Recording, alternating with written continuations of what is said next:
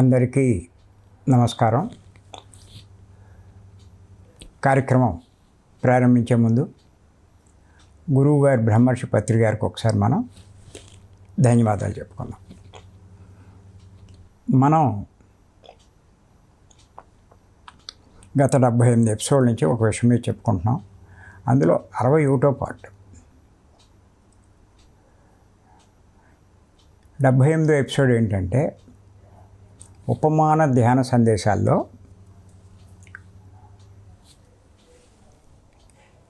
మనం చెప్పుకున్నటువంటి సందేశం, పాము కోరలు పీకితే ఎవరికి హాని చేయలేదు, అలాగే మానవులోని చెడు తొలగిస్తే ఎవరికి హాని చేయడు. ఈ చెడు గురించే చెప్పుకుంటున్నాం మనం. ఇప్పటికీ 60 ఎపిసోడ్ చెప్పుకున్నాం. ఇది 61వ ఎపిసోడ్. ఎందుకంటే మానవులు ఎన్నో రకాల చెడులు ఉన్నాయి.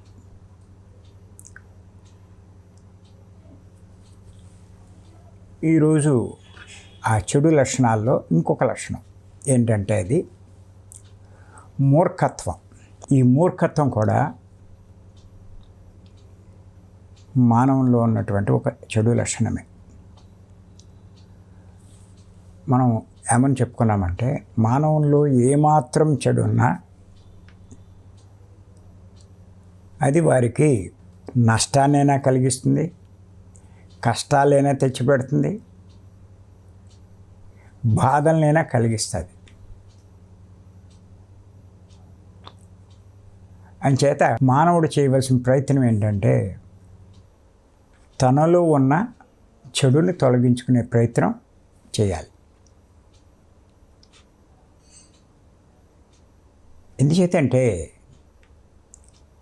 సృష్టిలో ఉన్న గొప్ప సిద్ధాంతం, ఏదైనా చేసిన వెంటనే దాని ఫలితం కనిపించదు.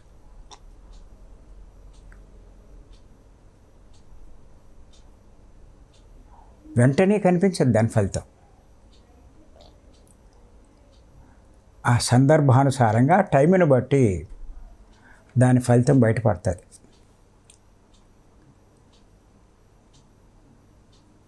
నిజంగా కనుక చెడు చేసిన వెంటనే శిక్ష పడిపోయింది అనుకోండి, ఎవడూ చెడు చెయ్యడు.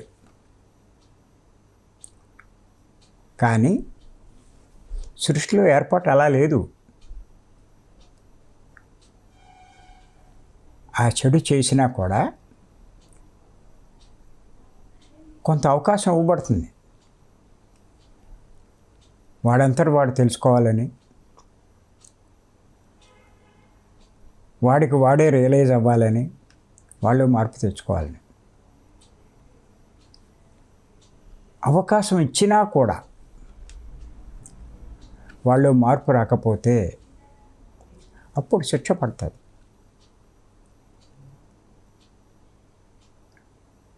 అది సృష్టిలో ఉన్న ఓ గొప్ప అవకాశం, ఏర్పాటు అని చెప్పుకోవాలి.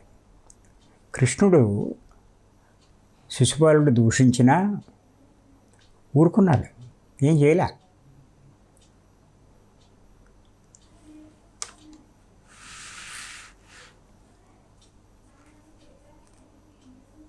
కానీ వాడు రెచ్చిపోయాడు.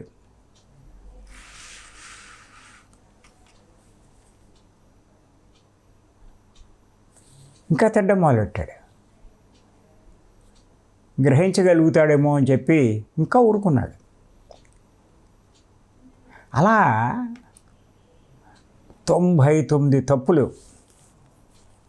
చూశాడు ఆయన. ఇంకా అయినా సరే అక్కడ 100వ తప్పు. అంటే దాని అర్థం ఏంటంటే ఇంకా వాడికి ఇచ్చినటువంటి ఈ కృష్ణుడు ఇచ్చాడు అవకాశం, రియలైజ్ అవుతాడేమో అని. అవ్వలేదు. ఇంకా పరాకాష్ఠకు చేరింది. ఇంకా ఇచ్చే అవకాశం కూడా పోయింది. దాన్నే మనం ఏమని చెప్పుకుంటామంటే పాపం పండింది అని చెప్పుకుంటాం.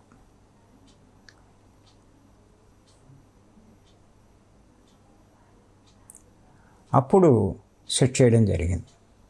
వాడు పీక్ ఎగిరిపోయింది. అలాగే గుర్తుపెట్టుకోండి, సృష్టిలో ప్రతి ఒక్కరికి తప్పు చేసినా వెంటనే శిక్ష పడదు. ఇన్ని గుహరాలు చేసినా సరే వాడంతటా వాడు రియలైజ్ అవుతారని టైం ఇవ్వబడుతుంది. కానీ ఎంత ఇచ్చినా వాళ్ళు మార్పు రాకపోతే దాన్నే పాపం పండింది అంటారు. అప్పుడు శిక్ష పడుతుంది. అందుకే లోకంలో ఈ నేరాలు, ఘోరాలు, తప్పులు, పాపాలు ఇవన్నీ పెచ్చిమీరిపోయినాయి.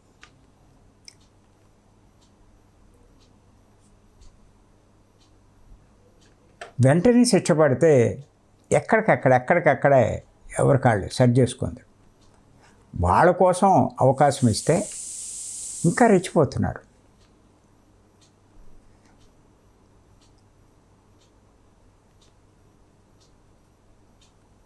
అంచేత ఈ తప్పులు తెలుసుకోలేకపోతున్నాడు మానవుడు. తాను చేసిన తప్పుకి శిక్ష వెంటనే పడదు కాబట్టి దాన్ని తెలుసుకోవట్లేదు, సరి చేసుకోవట్లేదు. ఇప్పుడు తప్పు చేశాడు, ఓ చెడు పని చేశాడు, ఎప్పుడూ పడుతుంది శిక్ష. ఆ శిక్ష పడినప్పుడు ఉన్న సందర్భాలు వేరు, అప్పుడు అన్నీ బాగానే ఉంటాయి.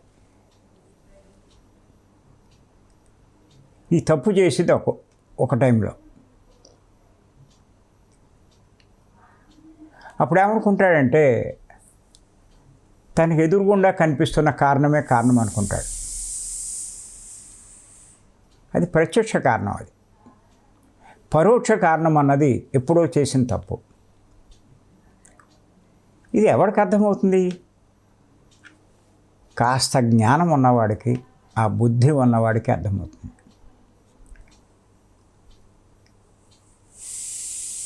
ఆ స్థాయికి వచ్చిన వాడు ఇవన్నీ అర్థం చేసుకుంటాడు. వాడికి ఏం శిక్ష పడక్కల్లా. తన బుద్ధితో, తనకున్న జ్ఞానంతో అర్థం చేసుకుని వాటిని సరి చేసుకుంటాడు. ఇప్పుడు మనమంతా కూడా ఆ స్థాయికి వచ్చున్నాం. గుర్తుపెట్టుకోండి, ఆ స్థాయికి వచ్చున్నాం మనం. అందుకే ఇంత శ్రద్ధగా ప్రతిరోజు ఇవన్నీ తెలుసుకుంటున్నాం. మనలో లోపాలు, మనలో ఉన్న చెడు, మనలో తప్పులు, మనం చేసే నేరాలు, పాపాలు ఇవన్నీ తెలుసుకుంటున్నాం. తెలుసుకోవడమే కాదు, ఇవన్నీ రాసుకుంటున్నాం. రాసుకోవడమే కాదు, వాటిని సరి చేసుకునే ప్రయత్నం చేస్తున్నాం. ఈ స్థితికి ఎవరు వస్తారంటే చివరి జన్మలోకి వచ్చిన వాళ్ళు వస్తారు. గుర్తుపెట్టుకోండి,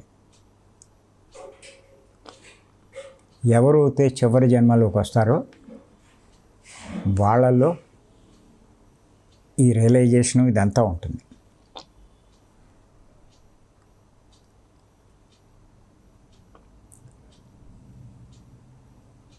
అంచేత ఇప్పుడు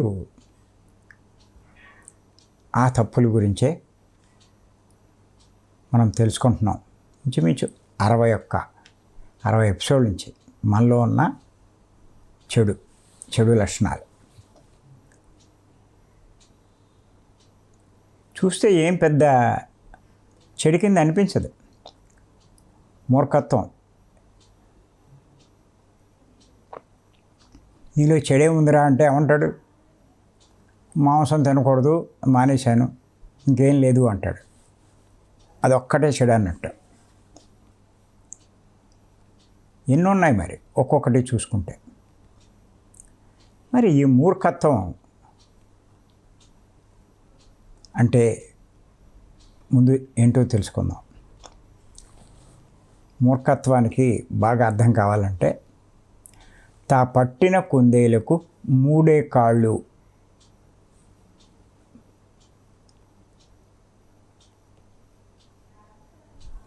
అనేవాడే మూర్ఖత్వంలో ఉన్నవాడు. అంటే వాడు ఇంకోటి చెప్పింది విండో. తనకి ఎంత తోస్తే అంతే రైట్. తను చెప్పిందే వినాలంటాడు. ఆలోచించమంటే ఆలోచించడు.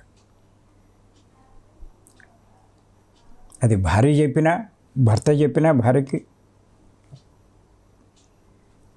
ఎవరు చెప్పినా కూడా నాకంటే ఇంకెవరికి తెలుసు అంటాడు.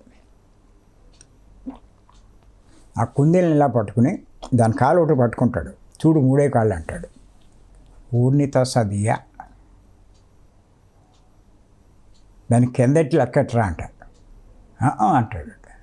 అది మూర్ఖత్వం.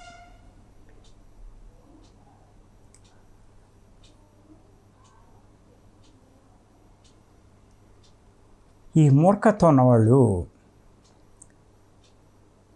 అన్నీ తనకు తెలిసినట్టుగా చెబుతారు, చేస్తారు.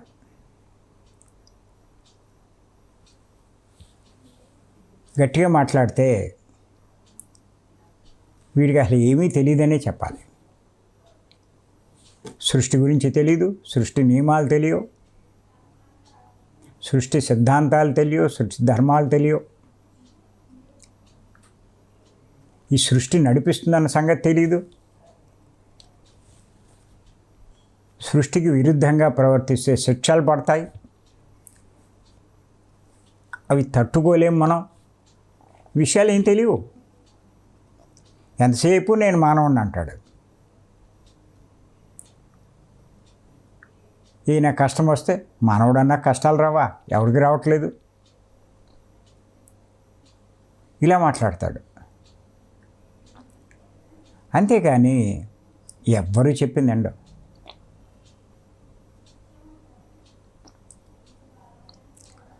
ఎందుచేతంటే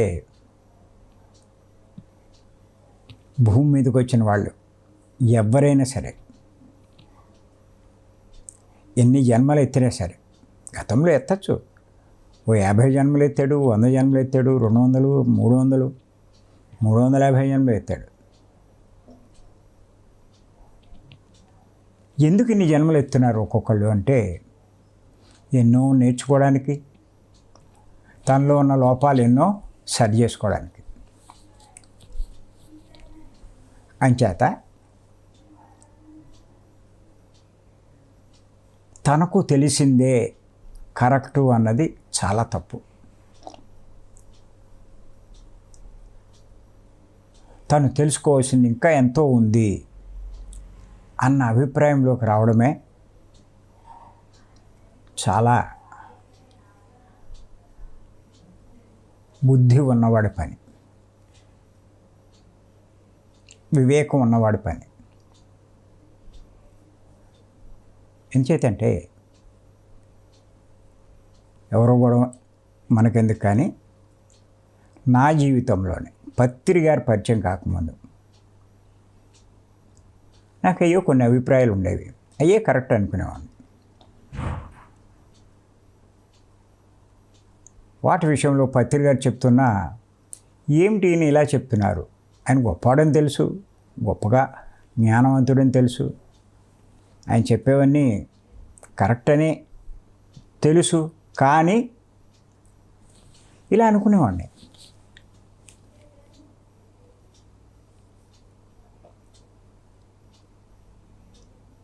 ఆయన ఏమన్నారంటే, విగ్రహం దేవుడు కాదు అన్నారు ఆయన.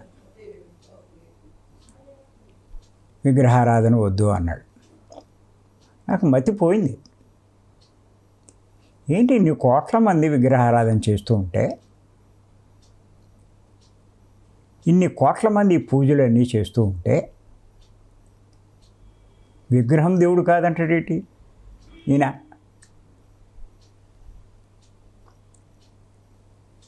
మిగతా అన్నీ నచ్చేవి. ఈ పాయింట్ కొంచెం నాకు ఎక్కలేదు. 18 ఆదర్శ సూత్రాల్లో 14వ సూత్రం విగ్రహారాధన వద్దు, సత్యారాధనే చేయాలి అన్న పాయింట్. నిజంగా ఆ పాయింట్ మీద ఎంతోమంది ఈ ధ్యానంలోకి ఏదో బాగా లాభాలు కలుగుతాయంటని వచ్చిన వాళ్ళు ఎంతోమంది దూరం అయిపోయారు. అరే ఇంతమంది దూరం అయిపోతున్నారు, ఆయన ఎందుకు ఆ ఒక్క పాయింట్ తీసేయచ్చు కదా అనుకునేవాడిని. ఏంటో విచిత్రం, కానీ నేను తీసేయచ్చు కదా అని అనుకున్నప్పటి నుంచి అన్ని చోట్ల అదే ఇచ్చేవాడు ఆయన, 18 ఆదర్శ సూత్రాలు.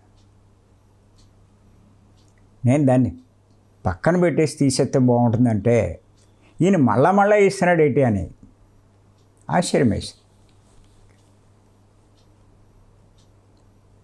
ఆయన ఏమనగలం, ఆయనతో మాట్లాడే ధైర్యం మటుకు ఎలా ఉంది. సరే కూరుకున్నాను నేను. తర్వాత నా జ్ఞానం కొద్దిగా పెరగడం మొదలైంది.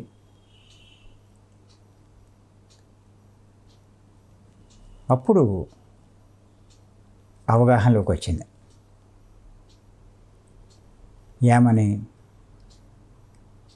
పత్రి గారు చెప్పింది సత్యము అని.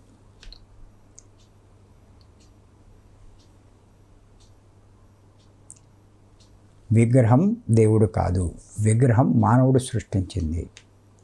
మానవుని సృష్టించిన వాడే దేవుడు. మానవుడు సృష్టించింది దేవుడు కాదు, మానవుణ్ణి సృష్టించిన వాడు దేవుడు అన్నది అర్థమైంది.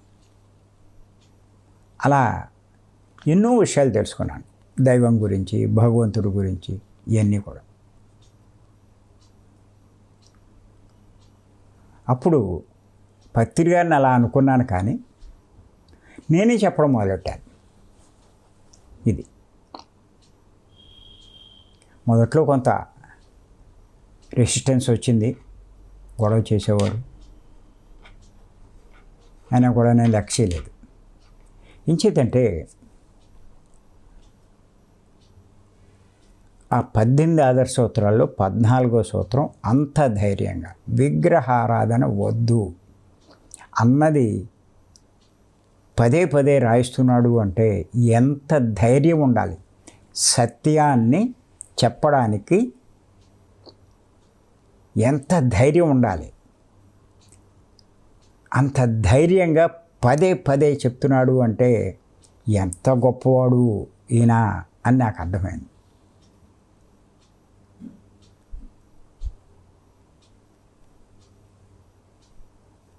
నిజంగా చాలా ధైర్యం ఉండాలి. ఏ పండితులు చెప్పరు, పెద్ద పండితులు, ఉపన్యాసాలు ఇచ్చేవాళ్ళు, గురువులు అంతా విగ్రహాలను వాళ్ళు పూజ చేస్తారు, అందరి చేత చేస్తూ ఉంటారు.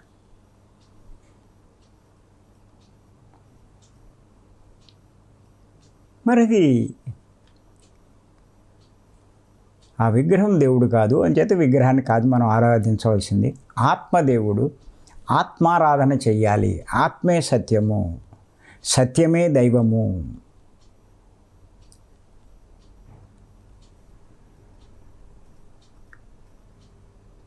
ఏది సత్యమో అదే దైవము. ఇది నొక్కి చెప్పగలిగిన వాడు చాలా గొప్పవాడు. చేత ఎవరు ఏమనుకున్నా సరే పత్రి గారు అంత ధైర్యంగా చెప్తూ ఆ సత్యాన్ని చెప్పడానికి అంతలా నిలబడినప్పుడు ఆయనకి ఎంతో రెసిస్టెన్స్ వచ్చింది. ఆయన మాల్లా, నాకు వచ్చింది, నేను మాల్లా.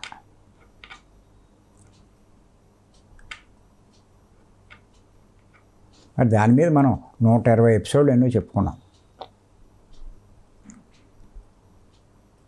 విగ్రహారాధన ఎందుకు చేయకూడదు అన్న దాని మీద ఇంకా చెప్పుకోవచ్చు. ఇంకా అప్పటికే 100 దాటిపోయినాయి అని చెప్పి అయిపోయాం మనం. మీలో ఎవరికైనా సరే ఈ విషయంలో మంచి అవగాహన ఉండాలి. ఎందుకంటే క్లాసులు చెప్పడానికి వెళ్తున్నారు. క్లాసులు చెప్పడానికి వెళ్ళినప్పుడు చాలా చోట్ల ఈ ప్రశ్నలు వస్తాయి. ముందు ఇదే అడుగుతారు. పూజ వద్దంటున్నారు కదా, మరి మేము పూజ చెయ్యాలా వద్దా, ఈ మాటలు అడుగుతారు చాలామంది.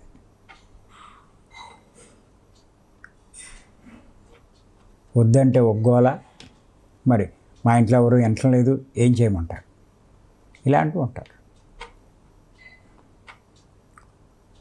చేత దీని మీద మంచి పట్టు మనకు ఉండాలి. ఒక్కసారి మీరు అన్నీ అవగాహన చేసుకోలేరు, కానీ మెల్లిమెల్లిగా అప్పుడప్పుడు కొన్ని పాయింట్లు చదువుతూ ఉంటే గమ్మున ఎవడైనా ఏదైనా ప్రశ్న వేసినప్పుడు మీరు వాళ్ళకి అర్థమయ్యే రీతిలో సమాధానం చెప్తే చాలా సంతృష్టిపడతారు. నేను వెంటనే ఎవరైనా అడిగితే ఒకటే చెప్తాను, నువ్వు చేస్తావో చేయవో నాకు అనవసరం, ముందు నువ్వు దేవుడు ఎవరో తెలుసుకో, ఇదొక్కటే చెప్తున్నాను. ఇప్పుడు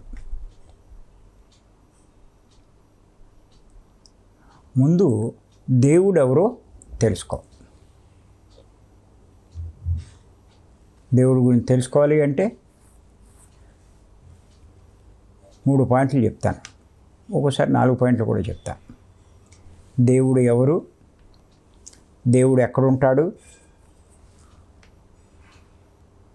దేవుడు ఏం చేస్తూ ఉంటాడు, ఆ దేవుణ్ణి ఎలా ఆశ్రయించాలి అంటే ఆరాధించాలి. ఈ 4టికి నువ్వు ఆన్సర్ తెలుసుకుని అప్పుడు నీ ఇష్టం, నువ్వు ఏదైనా చేయాలి.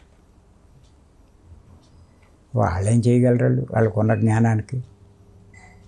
ఏదేమైనా సరే ఇదే నేను నీకు చెప్పేది, అవునా కాదా నేను చెప్పక్కలా, దేవుడి గురించి తెలుసుకుంటే నీకు అర్థమవుతుంది అంటాను. అది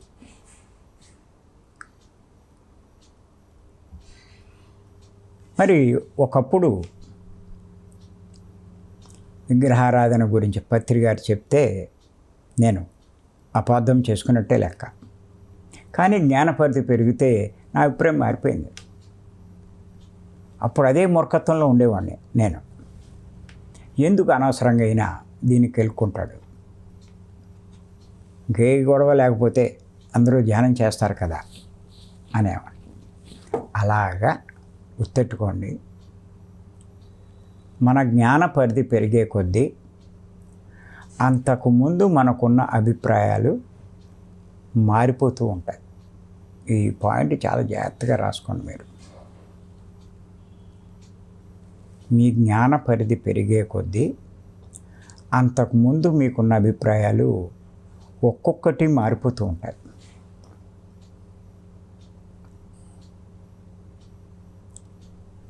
అంతకుముందు మీరు ఏది కరెక్టు అని అనుకునేవారో, వాదించేవారో, అందరి మీద దెబ్బలాడేవారో, అభిప్రాయాలన్నీ మారిపోతాయి.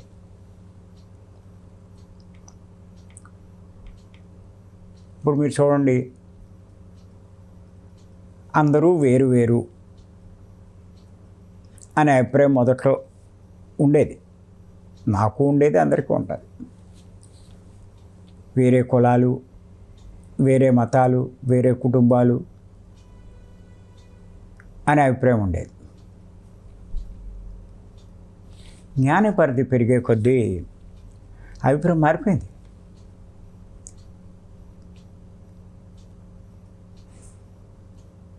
అందరూ ఒకటే, అందరూ ఆత్మలే, అంతా సమానమే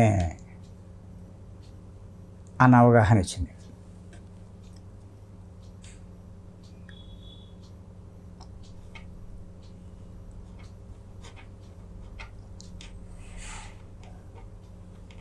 మాంసాహారం మాకు పుట్టుకతో లేదు కాబట్టి పత్రి గారు చెప్పింది మాకు కొంత అవగాహన ఉంది. కానీ మాంసాహారం తినే వాళ్ళకి ఆ విషయం పత్రి గారు చెప్పినప్పుడు గమ్ముని అర్థం కాదు, అంగీకరించరు. ఏంటి ఎంతమంది తింటూ ఉంటే, డాక్టర్లు కూడా తినమని చెప్తూ ఉంటే ఈయన వద్దంటాడేంటి? వాటి మీద బతికే వాళ్ళు ఇప్పుడు ఏమైపోవాలి, ఎలా జీవిస్తారు? ఇలాంటి సందేహాలు, డౌట్లు చాలామందికి ఉంటాయి. ఆయన చెప్పే తప్పు. ఈ పాయింట్ మీద కూడా ఎంతోమంది ధ్యానానికి దూరం అయిపోయారు. ఇప్పటికీ చాలామంది ఈ ధ్యానంలోకి రాకపోవడానికి ఇది కూడా ఒక కారణమే. కానీ మరి నిజంగా వాళ్ళ జ్ఞాన పరిధి పెరిగినప్పుడు ఆయన చెప్పింది కరెక్టు. ప్రతి జీవి దైవస్వరూపమే. దేన్ని హింసించినా దైవాన్ని హింసించినట్టే. మాంసాహారం అంటే అది భగవంతుడు నిర్దేశించింది కాదు. ఒక జీవిని చంపడం ఘోరమైన పాపం.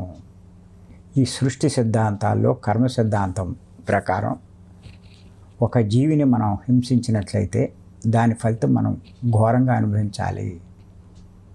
ఆ పని చేయడం ఎందుకు, కష్టాలు తెచ్చుకోవడం ఎందుకు అనేటువంటి అవగాహన పెరిగినప్పుడు తాను తినడం మానేయడమే కాదు, తను అవగాహన చేసుకున్నాడు కాబట్టి అందరికీ చెప్తూ ఉంటాడు, మీరు కూడా ఏమీ తినకండి అని చెప్తూ ఉంటాడు.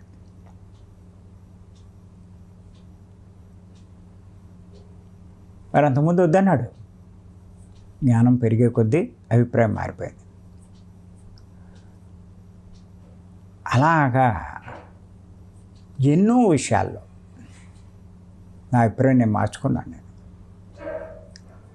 అంటే తర్వాత అర్థమైంది, అంతకుముందు నాకు ఏమీ తెలియదు అన్నమాట. కానీ అన్నీ తెలుసు అని అనుకునేవాడిని అన్నది అర్థమైంది.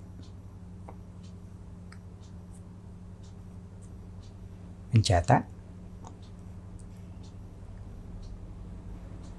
ఈ మూర్ఖత్వం అన్నది కూడా ఒక చెడు లక్షణమే.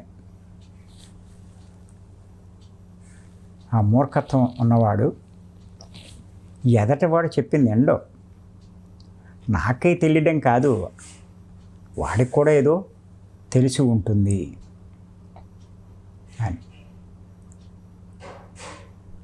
నాకు పత్రిక చెప్పే ఒక మాట చాలా బాగా నచ్చేది. ఏంటంటే,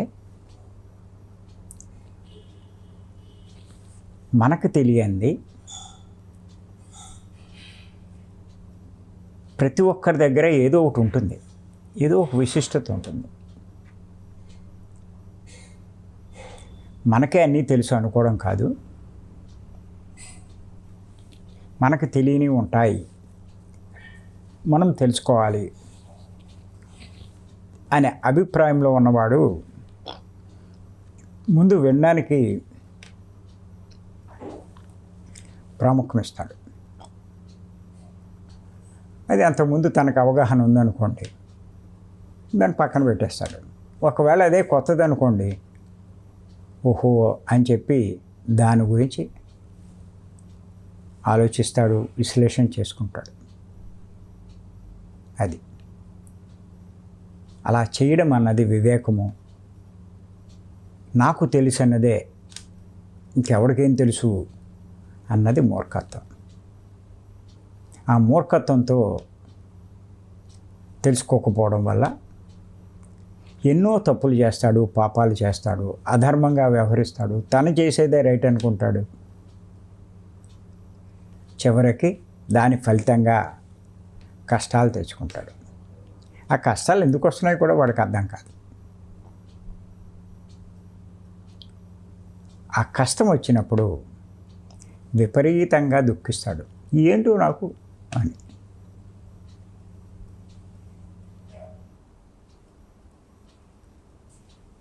అంచేత ఈ మూర్ఖత్వం గుర్తుపెట్టుకోండి, తమోగుణ లక్షణాల్లో ఉన్న వాళ్ళకు ఉంటుంది. మీరు ఇప్పుడు తమోగుణంలో సాత్విగుణంలోకి వచ్చినా తమోగుణ లక్షణాలు కొన్ని ఉన్నాయనుకోండి, మీరు ఏమనుకుంటారంటే నాకు తెలిసిందే కరెక్టు అనే అభిప్రాయంలో ఉంటారు. మీరు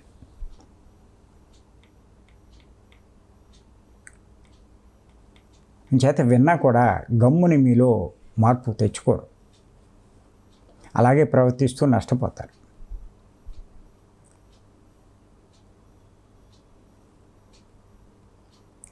అంచేత వారిలో ఉన్నటువంటి తమో గుణ లక్షణం పూర్తిగా తొలగించుకోగలిగితే వారిలో ఉన్నటువంటి ఈ చెడు లక్షణం మూర్ఖత్వం అన్నది తొలగిపోతుంది.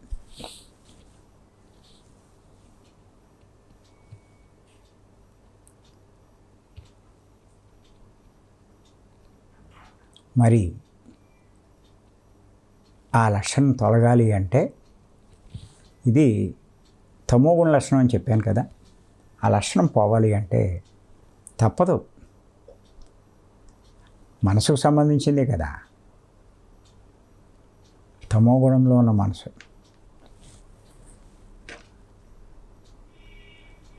తీవ్రాతి తీవ్ర ధ్యాన సాధన చేయాలి, సాత్వికమైన సహకారం తీసుకోవాలి. తప్పదు. భీమవరం క్లాసు తీవ్ర సాధన కావాలి అంటే ఇంకెక్కడ దొరకదు. ఎప్పుడైనా ఒక నెల మిస్ అయినా వెళ్ళాలి. ఇన్ని సరి చేసుకోవాలంటే 1 నెల 2 నెలలు చేసే ధ్యానం వల్ల ఎక్కడ సరి అవుతుందండి?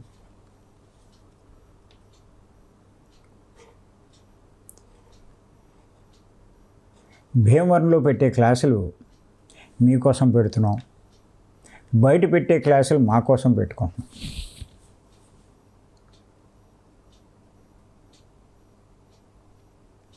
భీమవరంలో ఎన్నో బాధ్యతలు ఉన్న మీద దృష్టి ఎక్కువ పెట్టలే, కానీ బయటికి వెళ్ళినప్పుడు అన్నీ బయట వాళ్ళే చూసుకుంటారు కాబట్టి మేము సాధన మీద మేము ఎక్కువ దృష్టి పెట్టచ్చు. చెయ్యాలి. ఇప్పటికే 350 జన్మలు దాటా అంటున్నాం. ఇంకా ఇప్పుడు సరి చేసుకోవాల్సినవి ఎన్నో ఉంటే ఇప్పుడు కూడా ఏమీ చెయ్యకపోతే ఎప్పటికి సరి చేసుకుంటామండి? ఆలోచించండి.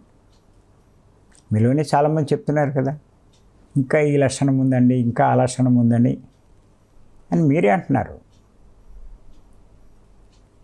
అంటే ఇంకా ఇవన్నీ సరి చేసుకోవాలనే మీకు అర్థమవుతుంది కదా.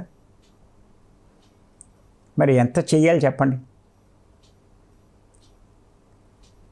ప్రతీ నెల రావాలా అంటే ఎవరి కోసం వస్తారు? మిమ్మల్ని మీరు సరి చేసుకోవడానికి వస్తారు. అది అంచేత ఉంటాయి ఇలా రకరకాలు. ఒకరికి పిల్లలకు గుడ్డు పెడితే పుష్టిగా ఉంటారు అనే అభిప్రాయం ఉంటుంది. అది తప్పేటి, ఎంతమంది పెట్టట్లేదు, మా దేశం అంతా పెడుతున్నారు అనే అభిప్రాయం ఉంటుంది. అదే అభిప్రాయంలో ఉంటే అది మూర్ఖత్వ లక్షణం కాదు. చెప్తున్నారు అంటే ఏదో ఉంది అని దాని గురించి తెలుసుకుని దాన్ని సరి చేసుకుంటే ఆ మూర్ఖత్వం అనే చెడు లక్షణం వారిలో పోయినట్లు లెక్క. అదే రకంగా బిహేవ్ చేస్తే ఆ లక్షణం నాశనమయ్యేది వాళ్ళే. ఎవరేం చేస్తారు? చేత ఇలాంటివి ఎన్నో ఉన్నాయి సరి చేసుకోవచ్చు. చేత కష్టపడదాం, మనలో ఉన్న ఒక్కొక్క చెడు లక్షణం తొలగించుకునే ప్రయత్నం చేద్దాం. Thank you.